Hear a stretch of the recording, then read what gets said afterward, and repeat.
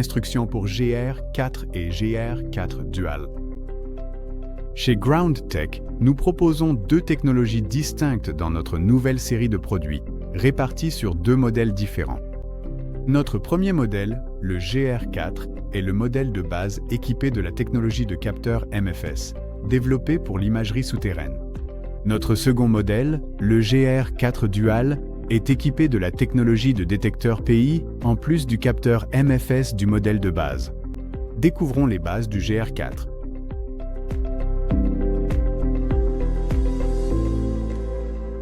Il y a 3 éléments de contrôle sur la face avant de l'appareil. L'écran vous permet de voir clairement toutes les données recueillies pendant la recherche. De plus, il vous permet d'accéder au menu, de passer d'un écran d'analyse à l'autre et de gérer tous les contrôles de l'interface utilisateur. Les boutons de direction vous permettent de naviguer dans les paramètres du menu pour sélectionner et ajuster divers réglages de l'appareil et d'effectuer des raccourcis comme couper le son de l'appareil ou le réactiver. Ils permettent un contrôle précis lors des modifications des réglages et vous aident à accéder facilement aux paramètres pendant la détection. Bouton de sélection d'alimentation. Ce bouton fait office à la fois de sélecteur et de bouton d'alimentation. Une pression courte permet de sélectionner les paramètres du menu, tandis qu'une pression longue allume ou éteint l'appareil. À l'arrière de la poignée de l'appareil, il y a une gâchette qui doit être pressée pour calibrer l'appareil. Ce bouton permet également de lancer le transfert de données en mode manuel et en mode automatique. Il permet de poursuivre le transfert de données après chaque segment de parcours. Sur la face supérieure de l'appareil, il y a un couvercle de protection en silicone. Sous ce couvercle se trouvent 2 ports de connexion. L'un de ces ports est la prise casque, qui vous permet d'écouter le retour audio de l'appareil pendant la détection. La seconde connexion est le port de charge type C. L'appareil fonctionne avec une batterie lithium-ion qui se recharge à l'aide d'un chargeur de 5 volts et 3 ampères.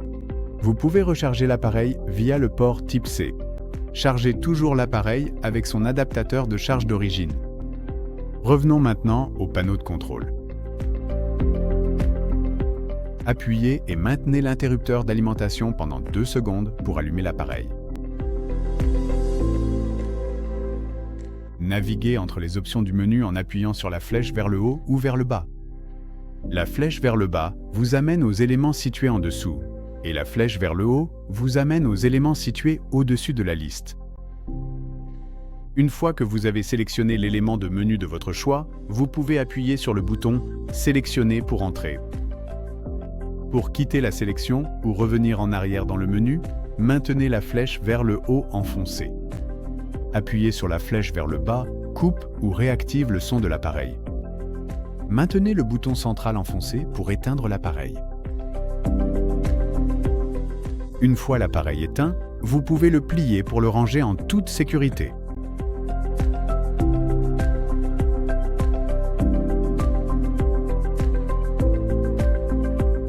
Avant de commencer la recherche, il est important de prendre en compte certains facteurs environnementaux et opérationnels qui peuvent influencer directement les résultats de la détection. Tout d'abord, il est nécessaire d'être bien informé sur le terrain dans lequel vous allez effectuer une recherche. Le contexte historique du terrain, la nature du sol, ainsi que la présence éventuelle d'une ancienne occupation humaine doivent être évalués au préalable. Il ne doit y avoir aucune ligne à haute tension, ligne électrique, station de base, appareil à fort magnétisme, haut-parleur ou aimant dans un rayon d'au moins 50 mètres autour du terrain. Recherche.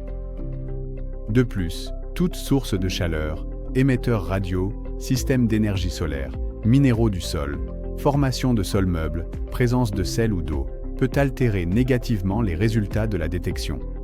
Afin que les détections ne soient pas affectées par les fluctuations magnétiques, il est recommandé de balayer le terrain selon l'axe nord-sud. L'axe doit être tracé du nord au sud ou du sud au nord. Si vous n'êtes pas sûr de l'orientation, il sera utile d'utiliser une boussole. Nous recommandons de commencer le balayage en direction du nord. La taille de la zone à balayer doit être d'au moins 10 signaux de mesure sur 10 lignes. Le point de prospection doit se trouver exactement au centre du champ à balayer. Si le graphique obtenu montre une zone métallique ou une cavité près des bords, il est recommandé de centrer ces zones et de refaire un balayage autour d'elles. Un balayage plus large doit être effectué dans un champ inconnu. Par exemple, dans de tels champs, 20 signaux de mesure sur 20 lignes seraient appropriés. Veillez à laisser 30 cm d'espace entre chaque signal de mesure et 30 cm entre les lignes adjacentes. La zone de balayage doit être proportionnellement plus grande, en fonction de l'étendue du champ. Si vous recherchez une tombe souterraine ou une pièce, vous pouvez augmenter l'intervalle entre les signaux de mesure, c'est-à-dire 50 cm. Si vous cherchez de petits objets de 20 à 30 cm, vous devez réduire l'intervalle entre les signaux de mesure. Si un objet a été enterré sous terre pendant une longue période, le champ magnétique qu'il génère se renforce. Ainsi, sa détection est plus facile. Vous devez vérifier la zone cible en effectuant au moins 2 fois le même balayage. Des balayages supplémentaires vous aident à éliminer les minéraux et à corriger les erreurs de mesure. Plus vous répétez votre balayage au-dessus d'un site potentiel, plus il vous sera facile de déterminer s'il s'agit d'un véritable objet ou non. Grâce à sa structure modulaire, le capteur du GR4 est amovible et détachable. Avant d'utiliser l'appareil, assurez-vous que le capteur est correctement placé en le fixant à l'appareil principal et en le tournant doucement pour le stabiliser.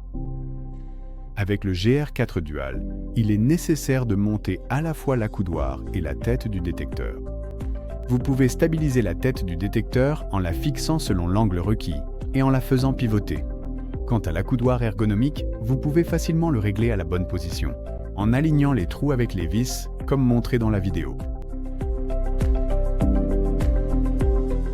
Vérifiez toujours le niveau de la batterie une fois que vous avez allumé l'appareil.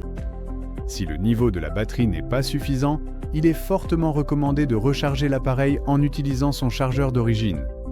L'utilisation d'un chargeur avec une valeur de courant électrique différente de celle recommandée peut entraîner une détérioration des performances de l'appareil et de la santé de la batterie. Une fois que vous avez vérifié le niveau de la batterie, vous pouvez poursuivre l'utilisation de l'appareil.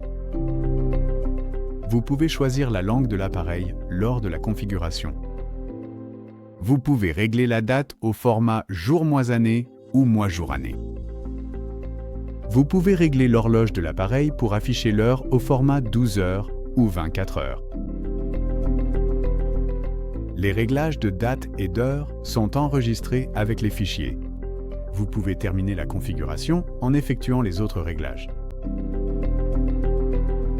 Vous pouvez configurer votre appareil depuis le menu Réglages afin d'ajuster le son, la lumière et d'autres paramètres selon vos préférences.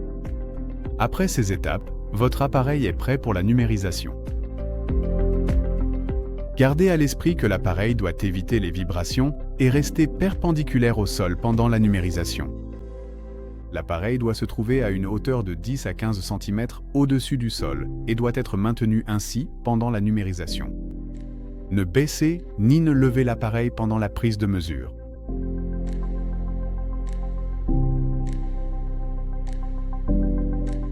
Vous pouvez effectuer la numérisation en zigzag ou en parallèle.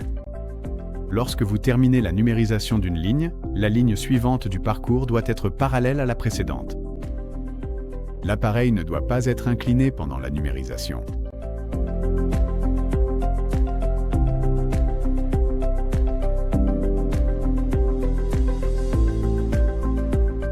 Numérisation 3D du sol dans l'interface de l'appareil. Lorsque vous êtes prêt à effectuer la recherche, vous pouvez allumer l'appareil en appuyant sur le bouton central. Pour la numérisation du sol en 3D, accédez à la section Numérisation 3D du sol depuis l'écran d'accueil de l'appareil. La numérisation 3D du sol vous permet de tracer un graphique 3D basé sur les mesures du terrain. Vous pouvez naviguer dans les paramètres situés dans le menu de numérisation 3D du sol en appuyant sur les flèches haut et bas. En appuyant sur les flèches gauche et droite, vous pouvez passer d'un paramètre à l'autre et effectuer des réglages.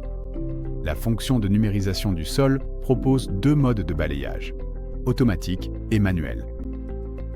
En mode manuel, vous devez appuyer sur le bouton de déclenchement de l'appareil à chaque pas que vous faites. Quant au mode automatique, vous devez appuyer sur le bouton de démarrage au début de chaque ligne du parcours. Avant de commencer la numérisation, vous devez définir le mode de balayage sur automatique ou manuel. Vous pouvez effectuer un parcours en zigzag ou en parallèle dans le mode de balayage parallèle. Le point de départ de chaque ligne du parcours doit se trouver juste à côté du point de départ de la ligne précédente et dans la même direction. Lors du balayage en zigzag, les lignes doivent être scannées en aller-retour.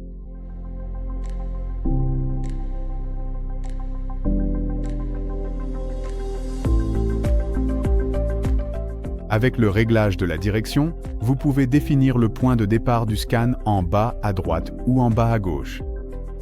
Lorsque vous commencez à scanner depuis le bas à gauche, la ligne suivante du parcours doit se trouver à votre droite. Lorsque vous commencez à scanner depuis le bas à droite, la ligne suivante du parcours doit se trouver à votre gauche.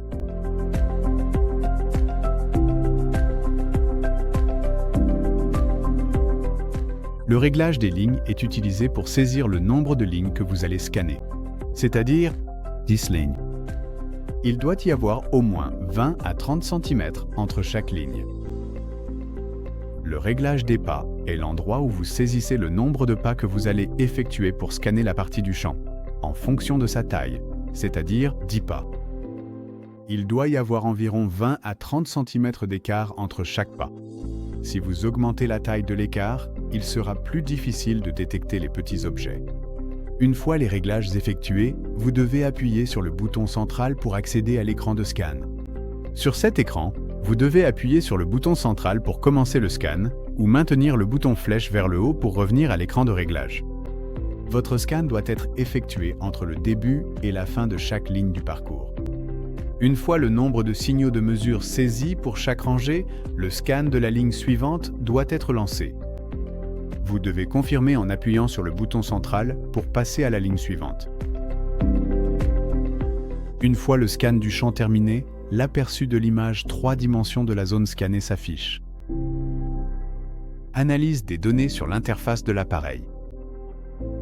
Selon les mesures obtenues lors du scan, vous verrez des zones vertes, rouges, jaunes et bleues sur votre écran. Les cavités souterraines, les remplissages de sol et les vides apparaîtront en bleu, tandis que tous les objets métalliques et fortement magnétiques seront principalement rouges et parfois orange. Le sol sans aucune anomalie sera affiché en vert. Les sols minéralisés et les objets avec un magnétisme relativement faible peuvent être vus en jaune et en orange. Appuyez sur le bouton central pour enregistrer le graphique, puis confirmez la sélection qui apparaît à l'écran. Pour afficher les données enregistrées sur l'écran de l'appareil, vous devez maintenir le bouton flèche vers le haut, enfoncé, pour revenir au menu principal. Et appuyez sur le bouton flèche vers le bas pour accéder à la section Fichier.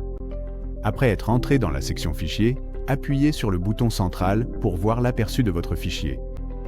En appuyant à nouveau sur le même bouton, vous pouvez analyser l'aperçu en fonction de ses couleurs. Si le fichier que vous avez ouvert n'est pas celui que vous recherchez, vous pouvez quitter l'aperçu pour parcourir les autres fichiers et sélectionner celui que vous souhaitez. Si vous souhaitez supprimer le fichier, vous pouvez appuyer sur le bouton central pour afficher l'option de suppression, puis appuyez à nouveau pour confirmer la suppression. Un message vous demandant si vous êtes sûr de vouloir supprimer le fichier apparaîtra, et si vous l'êtes, vous pouvez sélectionner « Oui » pour le supprimer définitivement. Si vous ne souhaitez pas supprimer, vous pouvez continuer avec l'option « Non » et revenir au menu principal en maintenant le bouton flèche vers le haut enfoncé.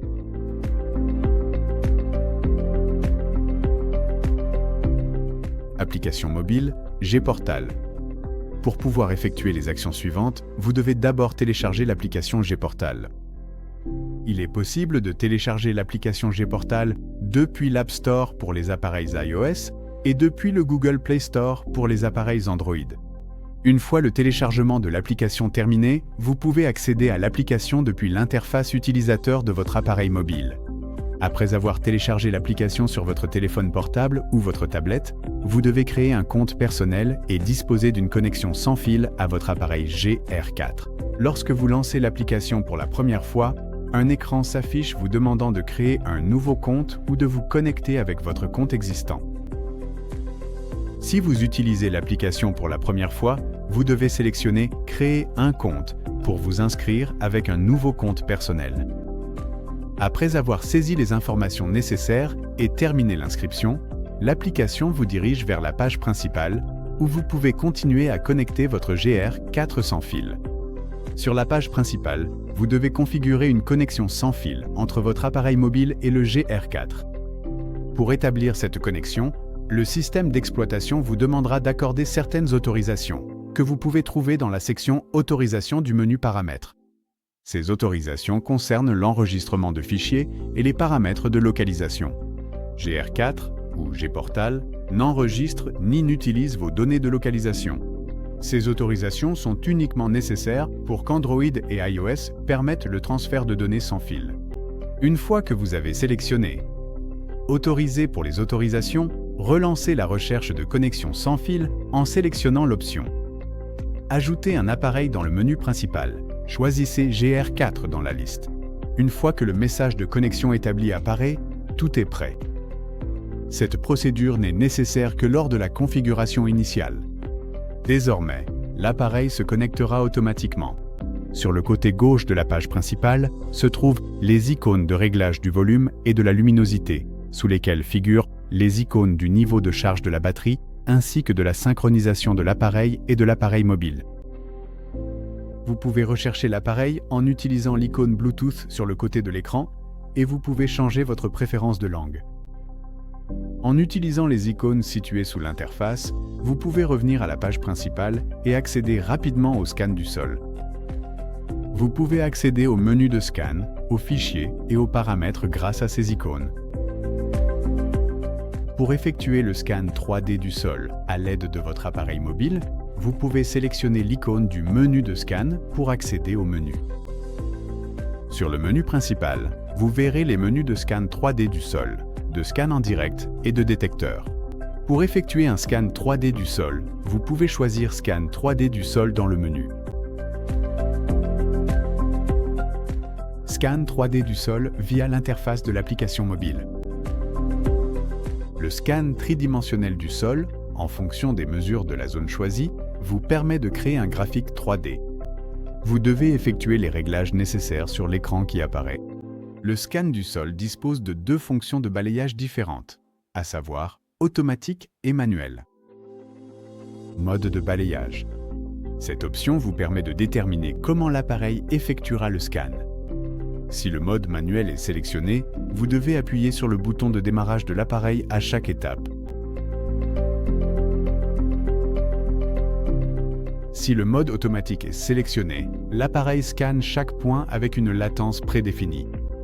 Vous devez définir le mode de balayage, automatique ou manuel, avant de commencer le scan. Vous pouvez sélectionner le mode de balayage dans le paramètre chemin. En mode de balayage parallèle, le point de départ de chaque ligne du parcours doit se trouver juste à côté du point de départ de la ligne précédente et dans la même direction. En mode de balayage en zigzag, les lignes doivent être scannées en allant et venant.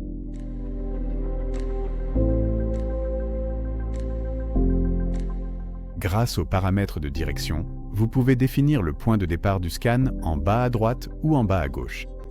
Lorsque vous commencez le scan depuis le bas à gauche, la ligne suivante du parcours doit se trouver à votre droite. Lorsque vous commencez le scan depuis le bas à droite, la ligne suivante du parcours doit se trouver à votre gauche. Le paramètre de ligne sert à indiquer le nombre de lignes que vous allez scanner, c'est-à-dire 10 lignes. Il doit y avoir au moins 20 à 30 cm entre chaque ligne. Le paramètre de pas permet d'indiquer le nombre de pas que vous ferez pour scanner la partie du champ, en fonction de sa taille, c'est-à-dire 10 pas. Il doit y avoir environ 20 à 30 cm d'écart entre chaque pas. Si vous augmentez la taille de l'écart, il sera plus difficile de détecter les petits objets. Une fois les réglages effectués, vous devez appuyer sur le bouton central pour accéder à l'écran de scan. Vous pouvez visualiser vos données instantanément sur l'écran de scan. Si le mode manuel est sélectionné, vous devez appuyer sur OK ou sur le bouton de déclenchement. Si le mode automatique est sélectionné, il n'est pas nécessaire d'appuyer sur un bouton. Chaque signal de mesure s'effectue automatiquement. Lorsque la collecte des données commence, l'écran affiche des couleurs vert, rouge, jaune et bleu. Une fois le scan terminé, un message indiquant que le scan est terminé s'affichera en bas de l'écran. Vous pouvez sélectionner l'icône « Réinitialiser » pour recommencer votre scan et l'icône « Enregistrer » pour sauvegarder votre scan. Lorsque vous sélectionnez « Enregistrer », vous devez saisir un nom de fichier pour ce fichier. Vous pouvez soit nommer votre fichier vous-même, soit utiliser le nom prédéfini pour terminer l'enregistrement. Vous serez dirigé vers la section « Fichier » une fois que votre fichier aura été enregistré avec succès. L'analyse des données sur l'interface de l'application mobile ainsi que tous les graphiques de scan de sol complet sont stockés dans la section « Fichier ». Les utilisateurs peuvent utiliser cette section pour consulter ou analyser les fichiers. Pour ouvrir les fichiers de scan, accédez à la section « Fichiers » dans le menu principal. Vous pouvez consulter ici tous les fichiers enregistrés. En faisant glisser un fichier vers la gauche, vous pouvez voir l'emplacement du scan sur une carte, le partager, le renommer et le supprimer. Vous pouvez créer une liste de favoris pour vos scans, consulter chaque scan en détail et organiser vos fichiers. Si vous activez la sauvegarde automatique, vos fichiers seront enregistrés sur le compte cloud avec lequel vous êtes entré dans l'application. Vous pouvez consulter les données du scan pour les analyser.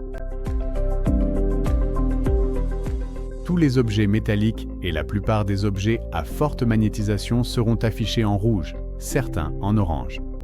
Les cavités, les espaces remplis et les vides souterrains apparaîtront en bleu, tandis que la Terre sans aucune anomalie sera affichée en vert. Les sols minéralisés et les objets à faible magnétisation seront indiqués en jaune ou en orange. Lors de l'analyse du graphique, vous devez prêter attention aux couleurs et aux formes.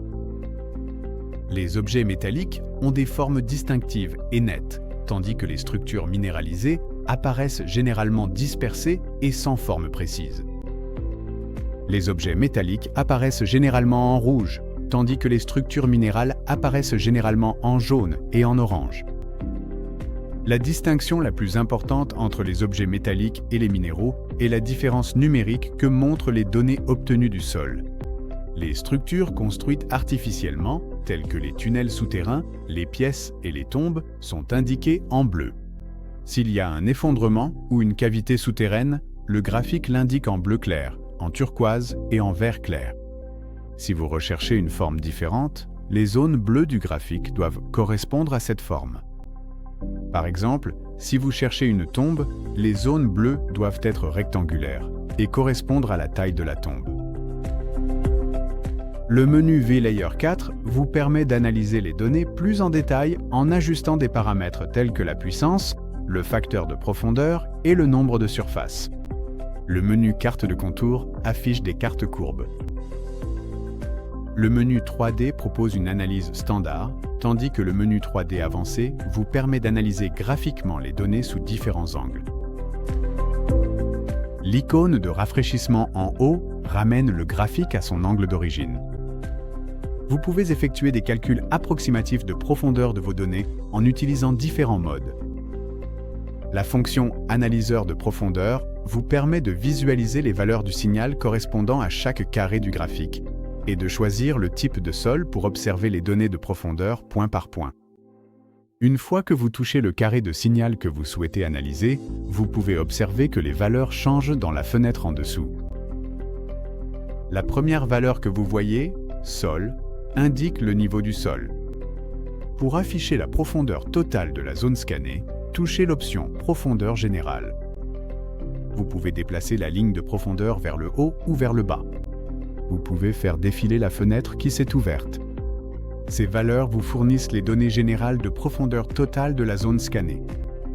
Les données de profondeur indiquées dépendent d'un certain calcul qui donne une estimation approximative, mais qui n'est ni exacte ni contraignante. En utilisant le mode de mesure, vous pouvez mesurer la distance entre deux points sur le graphique.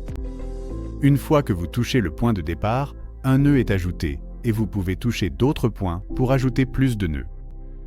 La distance entre deux nœuds est indiquée en bas dans la fenêtre contextuelle, tandis que la distance entre tous les nœuds est indiquée en haut dans la fenêtre contextuelle. Ces mesures vous aident à évaluer la taille des objets souterrains, des pièces et des cavités. Pour obtenir des informations sur votre scan dans la structure du sol, vous pouvez utiliser la fonction Smart Scan Analyzer. Lorsque vous touchez la fonction, l'application calcule et informe sur le sol scanné. Normal, riche en minéraux ou avec cavité. L'application vous enverra des avertissements vous recommandant d'effectuer votre recherche sur une zone plus large. Lorsque vous scannez dans une petite zone et avec peu de signaux, vous pouvez appliquer des filtres pour analyser vos données plus en détail. Vous pouvez accéder aux paramètres des filtres en touchant l'icône Filtre sur l'écran du visualiseur 3D. En appliquant un filtre de couleur, vous pouvez diminuer les tons de rouge, de vert et de bleu sur le graphique ou les ramener à zéro. Vous pouvez activer ou désactiver certaines couleurs pour vous concentrer sur les données de métal ou de cavité, selon votre objectif de recherche. En utilisant le filtre de saturation des couleurs, vous pouvez augmenter ou diminuer la saturation du bleu et du rouge. Ainsi, les différences mineures entre les valeurs deviennent plus distinctes. Avec l'analyse 3D du mode détecteur, vous verrez une transition du vert au rouge.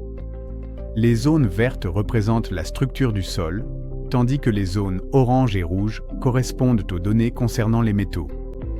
Vous pouvez organiser les lignes de la grille à l'aide des paramètres de scan. Vous pouvez revenir au menu principal en appuyant sur l'icône « Retour ».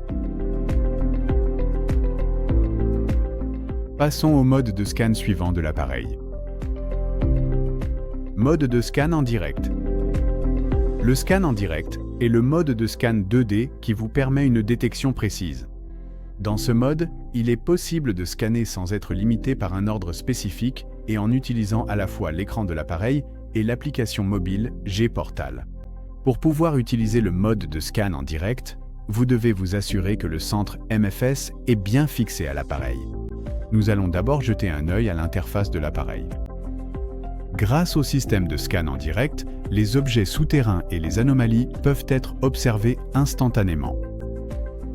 Vous pouvez détecter des objets enfouis, des matériaux métalliques et des cavités grâce à leur effet magnétique. Tous les objets métalliques et les matériaux ayant un fort effet magnétique sont affichés en rouge ou en orange, tandis que les cavités apparaissent en bleu. S'il n'y a ni métal ni cavité, l'écran devient vert. Le sol avec un effet magnétique relativement faible, ainsi que les minéraux, sont représentés en jaune ou en orange. Pour lancer un scan en direct dans votre application mobile, allez dans le mode de scan en direct dans l'application. Le scan commencera instantanément. En bas à gauche, vous pouvez voir le niveau du sol et les valeurs numériques des mesures en temps réel. Vous pouvez niveler le sol avec le bouton de calibration situé sur le côté. La calibration doit être effectuée en dehors de la zone que vous souhaitez scanner. Les objets métalliques, les objets divers et les cavités souterraines peuvent être détectés en fonction de leurs effets magnétiques. Tous les objets métalliques et les objets ayant de forts effets magnétiques sont affichés en rouge ou en orange, tandis que les cavités sont affichées en bleu. Lorsqu'aucun métal ou cavité n'est détecté, l'écran devient vert. Le sol avec un faible effet magnétique et les minéraux sont affichés dans des tons jaunes ou orange. Vous pouvez revenir au menu principal en appuyant sur le bouton Retour. Passons maintenant à un autre mode de fonctionnement, le mode Pinpointer. Vous pouvez utiliser le mode Pinpointer pour déterminer l'emplacement exact des objets métalliques ou magnétiques.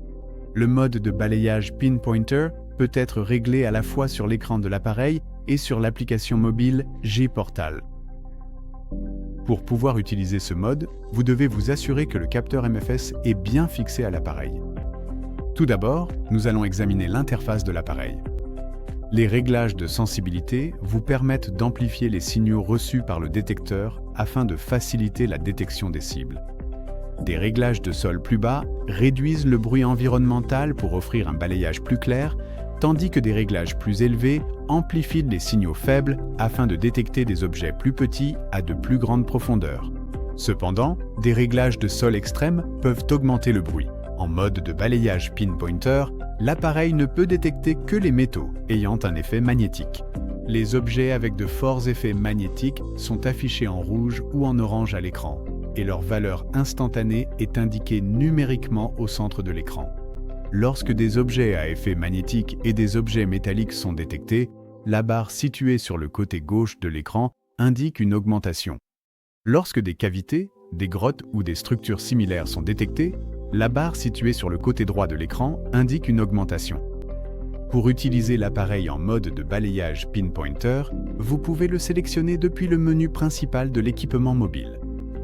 Une fois que vous entrez dans le menu, le balayage commence immédiatement à mesure que vous vous approchez de la cible. Les barres augmentent progressivement, et lorsque les barres atteignent leur maximum, le graphique devient rouge. Si le signal est faible, le graphique devient vert et le niveau des barres diminue.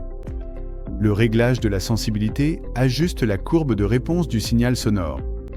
Une sensibilité élevée augmente le son rapidement et de manière distincte. Une faible sensibilité offre une augmentation plus douce et contrôlée.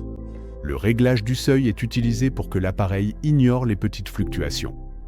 Si la mesure dépasse ce seuil au point de calibration, un son est émis. Augmenter le seuil fait que l'appareil ne réagit qu'aux signaux forts et réduit le bruit. Mais de petites cibles peuvent être négligées. Abaisser le seuil fait que l'appareil réagit même aux petites fluctuations. Les signaux faibles sont plus facilement détectés, mais l'appareil devient plus sensible au bruit. Pour l'étalonnage, vous pouvez niveler le sol en appuyant sur le bouton de calibration.